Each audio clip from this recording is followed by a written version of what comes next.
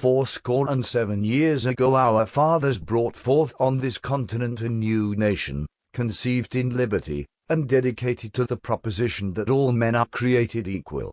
Now we are engaged in a great civil war, testing whether that nation, or any nation, so conceived and so dedicated, can long endure. We are met on a great battlefield of that war.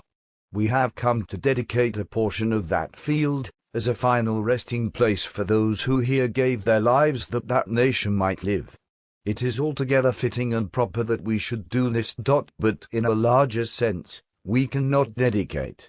We cannot consecrate. We cannot hallow this ground. The brave men, living and dead, who struggled here, have consecrated it, far above our poor power to add or detract. The world will little note, nor long remember what we say here, but it can never forget what they did here.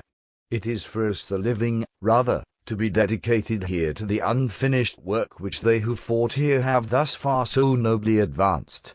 It is rather for us to be here dedicated to the great task remaining before us, that from these honored dead we take increased devotion to that cause for which they gave the last full measure of devotion, that we here highly resolve that these dead shall not have died in vain, that this nation, under God, shall have a new birth of freedom, and that government of the people, by the people, for the people, shall not perish from the earth.